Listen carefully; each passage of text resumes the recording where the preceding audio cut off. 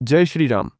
क्या तुमने कभी खुद से पूछा है, आखिर ये ऊर्जा जो तुम्हारे भीतर है वो कहाँ जा रही है? क्या कभी तुमने महसूस किया है कि जब तुम अकेले होते हो, रात में बिस्तर पर लेटे होते हो, तब तुम्हारे विचार तुम्हारे सबसे बड़े दुश्मन बन जाते हैं? क्या तुम भी इस लत से परेशान हो जो रोज तुम्हारा आत्मविश्वास, तुम्हारी शक्ति और तुम्हारा भविष्य खा रही है? क्या तुम्हें भी लगता है कि जितना ज्यादा तुम इसे करते हो उतना ही खोखला, थका और बेकार महसूस करते हो?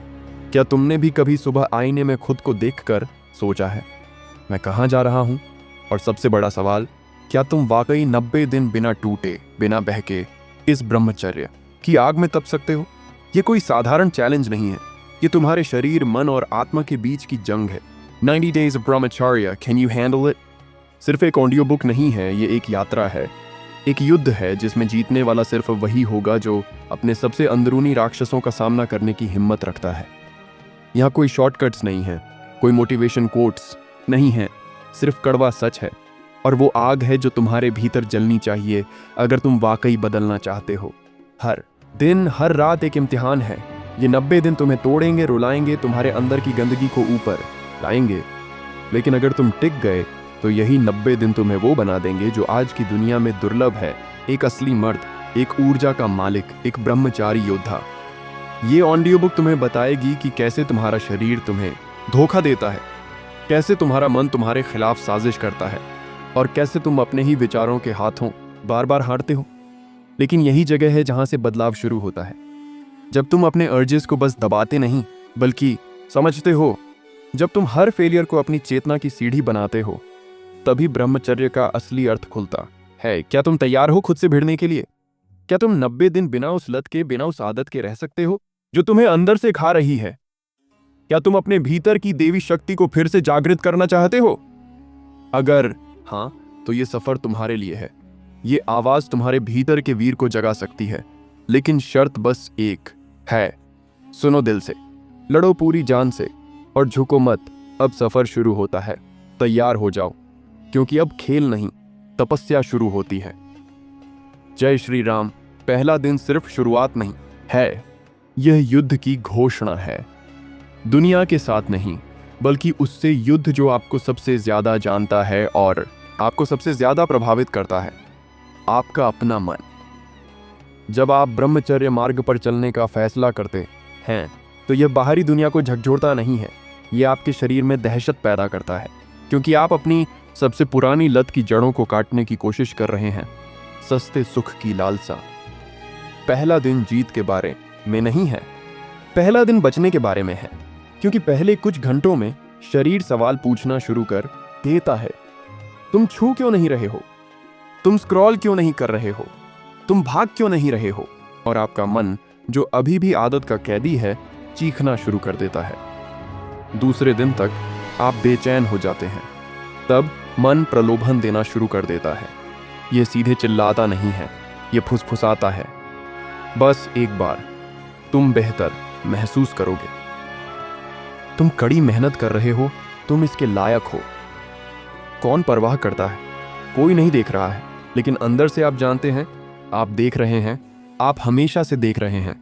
हर बार आपने खुद को धोखा दिया, हर बार आपने आखिरी बार कहा और फिर से वही किया। अब आपकी अपनी परछाई शर्म के आईने की तरह आपका पीछा करती है। आप रुकना चाहते हैं, आपको रुकने की जरूरत है, लेकिन रुकना मरने जैसा लगता है। और ऐसा इसलिए है क्योंकि आपका एक हिस्सा मर रहा है। व्यसनी इस दिन 3 तूफान की तरह आता है। आप अपनी छाती में जकड़न महसूस करने लगते हैं, हाथ फोन तक पहुंचना चाहते हैं, आंखें भटकना चाहती हैं, कल्पनाएं अंधेरे में सांपों की तरह घुसने की कोशिश करती हैं। आपने जो भी छवि देखी, आपने जो भी क्लिप देखी, वह आपकी बंद पलकों के पीछे चमकने लगती है। आप एक साथ गंदे, कमजोर, डरे हुए और क्रोधित महसूस करते हैं। आपको लगता है कि आप पागल हो रहे हैं, लेकिन आप पागल नहीं हैं, आप डिटॉक्स कर रहे हैं। और डिटॉक्स क्रूर है। दिन 4 तक आप मोलभाव करना शुरू कर देते हैं। शायद यह बहुत ज्यादा है, शायद मुझे एक मध्यम मार्ग अपनाना चाहिए। शायद ब्रह्मचर्य आधुनिक जीवन के लिए नहीं है। औचित्य तर्क में लिपटे हुए हैं, लेकिन वे सभी भय के मुखौटे हैं। गहराई में आपका एक हिस्सा जानता है यदि आप अभी छोड़ देते हैं तो आप कभी वापस नहीं आएंगे। इसलिए आप डटे रहते हैं। आप शायद रोते हैं, आप अपने तकिए में चिल्लाते हैं, आप खुद से घृणा महसूस करते हैं, लेकिन आप छूते नहीं हैं। आप सांस लेते हैं, आप ध्यान करते हैं, आप चलते हैं, आप मौन में बैठते हैं, दिन गुजारने के लिए कुछ भी करते हैं और फिर बोरियत आती है। दिन 5 से दिन 10 के आसपास बोरियत आपकी सबसे बड़ी दुश्मन बन जाती है। आपको एहसास होने लगता है कि आपकी लत किस हद तक ध्यान भटकाने से जुड़ी थी। हर पल अकेलापन एक ट्रिगर बन जाता है, हर खाली घंटा एक जाल बन जाता है, फोन विनाश का द्वार बन जाता है। आप ऐप्स और थंबनेल को ऐसे घूरते हैं जैसे वे राहत के द्वार हों, लेकिन आप रुक जाते हैं, आप उन्हें हटा देते हैं। आप जो जरूरी नहीं है उसे अनइंस्टॉल कर देते हैं। आप अपने भीतर चल रहे युद्ध के बारे में जागरूक होने लगते हैं। फिर दिन 12 के आसपास कुछ अजीब शुरू होता है। आपका शरीर नई चालें चलना शुरू कर देता है। आपको बेतरतीब इच्छाएं होती हैं, यहां तक कि बेतरतीब क्षणों में भी, खाते समय, नहाते समय, चलते समय। यहां तक कि आवाजें और गंध भी आपको उत्तेजित करने लगती हैं। आपको अजीब यौन सपने आने लगते हैं, स्वप्न दोष होने लगता है। आप अपने अवचेतन द्वारा अपमानित महसूस करते हुए जागते हैं। आप दोषी महसूस करते हैं, भले ही आपने सचेत रूप से कुछ भी न किया हो। यह अपराध बोध आपको बहुत अंदर तक चोट पहुंचाता है। आपको लगता है कि आप असफल हो रहे हैं, लेकिन ऐसा नहीं है। ये गहरे उपचार के लक्षण हैं। आपका शरीर वर्षों से जमा उत्तेजना को डिटॉक्स कर रहा है। इससे घृणा न करें, इसका निरीक्षण करें, इससे ऊपर उठें। 15वें दिन तक कुछ लोग फिर से लत में पड़ जाते हैं, और अगर आप फिर से लत में पड़ गए तो मुझे पता है कि क्या होता है। जिस क्षण यह हो जाता है, आपकी आत्मा शांत हो जाती है। आप वहीं खाली बैठे रहते हैं। आपका शरीर हल्का महसूस कर सकता है, लेकिन आपकी छाती पर हजारों पाउंड का बोझ होता है। आप आईने में नहीं देख सकते। आप अपनी डायरी नहीं खोलना चाहते। आपको शर्म आती है। गंदा, खोया हुआ। आपने खुद से वादा किया था, आपने इसे फिर से तोड़ दिया। चुप्पी असहनीय हो जाती है, लेकिन आपको याद रखना चाहिए, यह दर्द भी यात्रा का हिस्सा है। अपराध बोध आपका दुश्मन नहीं है, यह आपकी जागृति की पुकार है। खड़े हो जाइए, फिर से शुरू करें। अगले महीने का इंतजार न करें, अभी से शुरू करें, और ज्यादा जागरूकता के साथ। आपने सब कुछ नहीं खोया है। आपने कुछ ऐसा सीखा है जो आपका दिमाग नहीं सिखा सकता था, कि दर्द ही आपका शिक्षक है। यदि आप फिर से लत में नहीं फंसे या फिर से शुरू हो गए हैं, तो अब आप ऐसी जगह पहुंच गए हैं जहां रास्ता थोड़ा बदल जाता है। 16वें दिन से 22वें दिन तक कुछ बदलना शुरू हो जाता है। आप शक्ति के छोटे छोटे झोंके महसूस करने लगते हैं। आपके विचारों में एक अजीब स्थिरता, एक ऐसा ध्यान जो पहले नहीं था। आपकी इच्छाओं के बीच एक खामोशी। आपका ध्यान गहरा होता है। आप बिना संघर्ष के लंबे समय तक बैठते हैं। आप धीरे धीरे चलना शुरू करते हैं, धीरे धीरे बात करते हैं, लेकिन अधिक तीव्र महसूस करते हैं। आपको एहसास होता है कि आप अब वासना को दबा नहीं रहे हैं, आप इसे समझ रहे हैं, और यहीं से बदलाव शुरू होता है। आप जंक फूड खाना बंद कर देते हैं, इसलिए नहीं कि किसी ने आपको बताया, बल्कि इसलिए कि आपका शरीर इसे अस्वीकार करना शुरू कर देता है। आप फल, उबला हुआ खाना, गर्म पानी पसंद करते हैं। आप सूरज की रोशनी में अधिक समय बिताते हैं। आपको शांति पसंद आने लगती है, यहाँ तक कि सोशल मीडिया भी आपको बोर करने लगता है। मीम्स, रील, डोपामाइन पहले जैसा असर नहीं करते। आपका मस्तिष्क फिर से काम कर रहा है, और आप इसे महसूस कर सकते हैं। नींद पवित्र हो जाती है। आप जल्दी सोने लगते हैं, यहाँ तक कि आपके सपने भी बदलने लगते हैं। आप मंदिरों, नदियों, आग, देवताओं के सपने देखते हैं। आपकी आत्मा फिर से फुसफुसाने लगती है। 26वें दिन तक लोग आपके बारे में कुछ नोटिस करना शुरू कर देते हैं। आपके चेहरे पर चमक, आपकी आवाज में शांति, आपकी आंखों में स्थिरता। अब आप लोगों की आंखों में देखते हैं। आप बेचैन नहीं होते, आप घबराकर नहीं मुस्कुराते। आप एक पेड़ की तरह खड़े होते हैं, जड़, सतर्क और धैर्यवान। आप महसूस करते हैं यह केवल वासना को नियंत्रित करने के बारे में नहीं है, यह अपनी शक्ति को पुनः प्राप्त करने के बारे में है। वही ऊर्जा जो आपको थका देती थी, अब आपका ईंधन बन रही है। 28वें दिन के आसपास आपको एक अजीब एहसास होता है। आप अब आदी महसूस नहीं करते। लेकिन आप जानते हैं कि आप अभी भी मुक्त नहीं हुए हैं। आप अभी भी रात में छाया को रेंगते हुए महसूस करते हैं। आप अभी भी उस सूक्ष्म आग्रह को महसूस करते हैं जो आपको नए चेहरों, नई कल्पनाओं के साथ धोखा देने की कोशिश कर रहा है। लेकिन अब आप इसे देखकर मुस्कुराते हैं। आप अब इससे डरते नहीं हैं, क्योंकि आपने इसे देखा है। आपने जहर को छुआ है और बच गए हैं। आप आग से गुजरे हैं और इसके अंदर बैठना सीख गए हैं। 30वें दिन तक कुछ जादुई होता है। ये शोरगुल नहीं है, ये नाटकीय नहीं है, ये कोमल है, जैसे एक सौम्य सूर्योदय। आप अपने कमरे में अकेले बैठते हैं, कोई संगीत नहीं, कोई फोन नहीं, कोई विकर्षण नहीं, और आप पूर्ण महसूस करते हैं। उत्साहित नहीं, रोमांचित नहीं, लेकिन पूर्ण, शांतिपूर्ण। फिर भी जैसे आपके अंदर कुछ आखिरकार बैठ गया है और कह रहा है, मैं घर आ गया हूं। वह क्षण अमूल्य है। तब आपको पता चलता है कि आपने पहला युद्ध क्षेत्र पार कर लिया है, और फिर भी यात्रा अभी शुरू ही हुई है, क्योंकि ब्रह्मचर्य 30 दिनों में समाप्त नहीं होता। यह वहीं से शुरू होता है। बाहरी शोर भले ही कम हो गया हो, लेकिन अब भीतर की आग को स्थिर जलना चाहिए। दूसरा चरण आपकी ताकत का परीक्षण नहीं करेगा, यह आपकी चुप्पी का परीक्षण करेगा। लेकिन यह अगले भाग के लिए है। अभी के लिए यदि आप यहां तक पहुंच गए हैं तो आप पहले से ही उन 99% लोगों से आगे हैं जिन्होंने कभी शुरुआत नहीं की। आप भागे नहीं, आपने बचने की भीख नहीं मांगी। आप आग में खड़े हुए और खुद को बदलते हुए महसूस किया। यह प्रेरणा नहीं है, यह विकास है, और इस विकास में आप अब केवल वासना से बचने वाला लड़का नहीं है, आप प्रकाश की ओर चलने वाला आदमी हैं, और यह बस शुरुआत है। 30वें दिन के बाद कुछ बदल जाता है। ये जोर से नहीं होता, ये चिल्लाता नहीं है, ये आपके अंदर होने वाला एक शांत, रहस्यमय बदलाव है। आपका शरीर आनंद के लिए चीखना बंद कर देता है और इसके बजाय उद्देश्य के लिए फुसफुसाना शुरू कर देता है। जय श्री राम। अब ये वाक्यांश एक अनुष्ठान की तरह नहीं लगता, ये एक आग की तरह लगता है जो आपके सीने के अंदर धीरे धीरे लेकिन लगातार जल रही है। हर बार जब आप इसे कहते हैं तो आपकी रीढ़ सीधी हो जाती है, आपकी आंखें तेज लगती हैं, इच्छाएं अभी भी आती हैं, लेकिन वे अब कमरे को नियंत्रित नहीं करती हैं, वे दस्तक देती हैं। आप उन्हें देखते हैं, आप प्रतिक्रिया नहीं करते, आप बस सांस लेते हैं। 31वें दिन से आपकी यात्रा अब प्रतिरोध करने के बारे में नहीं है, यह बदलने के बारे में है। आपके विचार गहरे हो जाते हैं, शांत, जैसे कि आपके दिमाग ने बकवास करना बंद कर दिया है और सुनना शुरू कर दिया है। यहां तक कि जब कोई कामुक विचार आता है तो यह एक प्रश्न की तरह आता है, आदेश की तरह नहीं। आप इसे देखते हैं, मुस्कुराते हैं, कुछ नहीं कहते, और यह फीका पड़ जाता है। ऐसा नहीं है कि वासना गायब हो जाती है, यह बस विकसित होती है। इच्छाएं अधिक सूक्ष्म हो जाती है, कल्पनाओं में लिपटी हुई। आप देखना शुरू करते हैं कि अब दिमाग किस तरह से परिष्कृत तरीके से खेल खेलता है। यह अब अश्लील तस्वीरें नहीं दिखाता, इसके बजाय यह आपको रोमांटिक पल, अंतरंग दिवा स्वप्न, गर्म परिदृश्य दिखाता है जो आपको कुछ ऐसा याद दिलाते हैं जो आपके पास कभी था ही नहीं।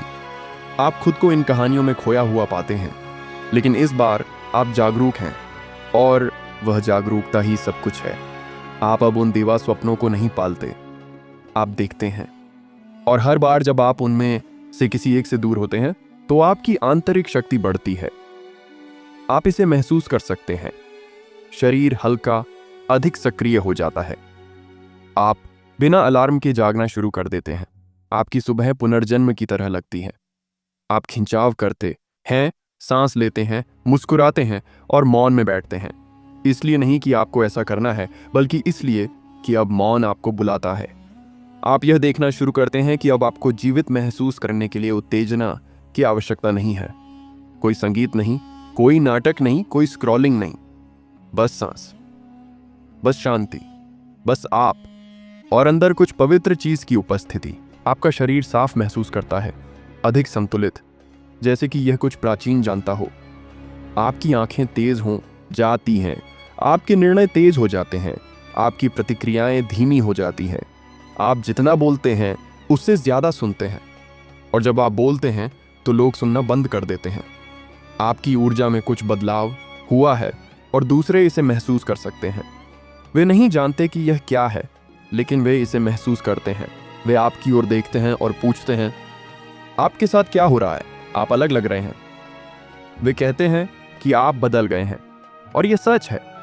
अब आप खुद के बेचैन संस्करण नहीं रह गए हैं। अब आप विचलित होने की तलाश में आंखों से नहीं चलते। आप ऐसे व्यक्ति की तरह चलते हैं जो एक रहस्य रखता है, और आप करते हैं अपनी खुद की ऊर्जा का रहस्य बरकरार, शुद्ध, ऊपर की ओर बढ़ता हुआ। अब तक आपका अकेलापन पवित्र लगने लगा है। जहां पहले यह यातना जैसा लगता था, अब यह एक गुफा जैसा लगता है, उपचार का स्थान। आप अपनी खुद की संगति से डरना बंद कर देते हैं। वास्तव में मैंने आपको इसकी जरूरत होने लगती है। भीड़ आपको थका देने लगती है। छोटी छोटी बातें आपको बोर करने लगती हैं। पार्टियां शोरगुल वाली लगती हैं। आप खुद को जंगल, आसमान, एक शांत कमरे, अंधेरे में एक मोमबत्ती के लिए तरसते हुए पाते हैं। अब आप उस जगह पर अपनी सांसों और अपने विचारों के अलावा कुछ भी नहीं होने से डरते नहीं हैं, और यहीं से आत्मा बोलना शुरू करती है। 50वें दिन के आसपास आपके अंदर की आवाज का स्वर बदलना शुरू हो जाता है। यह अब आपका मजाक नहीं उड़ाती, यह आपका मार्गदर्शन करती है। ध्यान में आपको अंतर्दृष्टि प्राप्त होने लगती है, शब्दों के रूप में नहीं, बल्कि भावनाओं, आंतरिक दिशाओं के रूप में। आप अपने दिल में एक सवाल पूछते हैं, और आपको लगता है कि कोई जवाब दे रहा है। भाषा में नहीं, बल्कि जानने में। मन अब बकबक नहीं करता, यह सुनता है, और आपको लगने लगता है कि आप अकेले नहीं हैं। हो सकता है आप कभी अकेले नहीं थे। हो सकता है कि कुछ दिव्य हमेशा से ही वहां था, जो आपके धीमे होने, चुप रहने और सुनने का इंतजार कर रहा था। भले ही आप कभी किसी गुरु से शारीरिक रूप से न मिले हों, आपके गुरु के साथ आपका संबंध गहरा होता जाता है। आप पुराने संतों, नदियों, अग्नि मंत्रों के सपने देखने लगते हैं। आप मौन में ऐसी चीजें सुनने लगते हैं जिनकी बराबरी कोई संगीत नहीं कर सकता। ये भ्रम नहीं है, ये स्मरण है। आपकी आत्मा कुछ ऐसा याद कर रही है जिसे दुनिया ने आपको भुला दिया था। और सबसे खूबसूरत बात, आपको किसी को बताने की जरूरत महसूस नहीं होती। यह आपका है, पवित्र। आप अपनी शांति के लिए सुरक्षात्मक हो जाते हैं। जब प्रलोभन दस्तक देता है, और हाँ, यह अभी भी देता है, तब भी आप घबराते नहीं हैं। आप बस उस पर मुस्कुराते हैं जैसे कोई पुराना दोस्त वही तरकीब आजमा रहा हो। आप कहते हैं आज नहीं, और आगे बढ़ जाते हैं। आप समझने लगते हैं कि ब्रह्मचर्य दमन नहीं है, ये चैनलिंग है, और आपका चैनल अब खुला है। वही ऊर्जा जो कभी आपको शर्म और थकावट में घसीटती थी, अब आपकी रीढ़ की हड्डी से होकर आपके दिमाग में, आपके शब्दों में, आपके कार्यों में बढ़ रही है। आप अधिक स्पष्टता से बोलते हैं। आप अधिक उपस्थिति के साथ चलते हैं, यहां तक कि आपकी चुप्पी भी चुंबकीय हो जाती है। लोग आपको अलग तरह से देखने लगते हैं, सिर्फ आकर्षण से नहीं, सम्मान से, जिज्ञासा से। वे नहीं जानते कि आप ब्रह्मचर्य का पालन कर रहे हैं, लेकिन वे आपकी शांति में कुछ शक्तिशाली महसूस करते हैं। वे आपके आसपास सुरक्षित महसूस करते हैं, प्रेरित होते हैं। और तब आपको एहसास होता है, दुनिया को और अधिक प्रभावशाली लोगों की आवश्यकता नहीं है, इसे आंतरिक अग्नि के और अधिक योद्धाओं की आवश्यकता है। 70वें दिन तक आप एक अलग प्रजाति की तरह महसूस करना शुरू कर देते हैं। आप प्रशंसा की लालसा करना बंद कर देते हैं। आप निर्णय से डरना बंद कर देते हैं। आपको मान्यता की आवश्यकता नहीं होती। आपका पुरुषत्व या स्त्रीत्व का बोध अब दूसरों से नहीं आता, यह अंदर से निकलता है। आप अपने वीर्य, अपनी ऊर्जा, अपने विचारों के प्रति सुरक्षात्मक हो जाते हैं। आपको एहसास होता है कि वे कितने महंगे हैं, कितने पवित्र हैं। आप अपने मन को अब भिखारी की तरह नहीं घूमने देते। आप इसे एक राजकुमार की तरह मानते हैं, और आप एक भिखारी की तरह चलना शुरू करते हैं। लेकिन यह अहंकार नहीं है, यह संरेखण है। आप किसी से बेहतर नहीं हैं, आप बस आखिरकार खुद पर नियंत्रण पा चुके हैं। असली शक्ति दूसरों पर हावी होने में नहीं है, यह अपने मन को नियंत्रित करने में है, और आपने इसका स्वाद लेना शुरू कर दिया है। असली ताकत तब होती है जब आप प्रलोभनों से भरे कमरे में बैठकर बिना किसी परेशानी के बाहर निकल सकते हैं। तभी आपको पता चलता है, अब आप वह लड़का नहीं रहे जो आप पहले थे। 80 से 90 दिन एक शांत उत्सव की तरह लगते हैं। अंदर की आग बेतहाशा जलना बंद हो गई है। यह अब स्थिर रूप से चमकती है। अब आप दिन गिनने के बारे में उत्साहित नहीं होते। आप स्ट्रीक को भूल जाते हैं, क्योंकि अब यह संख्याओं के बारे में नहीं है। यह आप कौन बन गए हैं। आप दिन नहीं गिनते। आप अपनी सांसों में अंतर महसूस करते हैं। आप अपने आसपास एक ढाल की तरह अपनी उपस्थिति महसूस करते हैं। आप अपने कदमों में हल्कापन, अपने विकल्पों में स्पष्टता, अपनी प्रार्थनाओं में निडरता महसूस करते हैं। और अंत में एक दिन आप जागते हैं और ये 90वां दिन होता है। आप चिल्लाते नहीं, आप नाचते नहीं, आप बस फर्श पर बैठते हैं, अपनी आंखें बंद करते हैं और मुस्कुराते हैं। इसलिए नहीं कि आपने इसे बनाया, बल्कि इसलिए कि आप आखिरकार वह बन गए। आप खुद का वह संस्करण बन गए जिसे अब भागने की जरूरत नहीं है। आप अपने आप का वह संस्करण बन गए जो स्थिर खड़ा रह सकता है, भीतर देख सकता है और कह सकता है, मैं घर पर हूं। आपका शरीर सीख गया है। आपका दिमाग परिपक्व हो गया है। आपकी आत्मा सामने आ गई है। और वह, मेरे दोस्त, एक नया जन्म है। अब आप नशे की लत के कैदी नहीं हैं। आप अपनी खुद की ऊर्जा के राजा हैं। ब्रह्मचर्य की आग ने आपको नष्ट नहीं किया, इसने आपको गढ़ा। और अब जब आप 90 दिनों के दूसरे छोर पर खड़े हैं, तो आप यह नहीं पूछते आगे क्या, आप पूछते हैं मैं किसकी मदद कर सकता हूं। क्योंकि अब आप जो प्रकाश लेकर चल रहे हैं, वह अब सिर्फ आपका नहीं है, यह उस दुनिया का है जो अभी भी अंधेरे में है। जाओ और चमको, क्योंकि तुम सिर्फ प्रलोभन से बचने वाले नहीं हो, आप आत्म संयम के योद्धा हैं। आपका पुनर्जन्म हुआ है।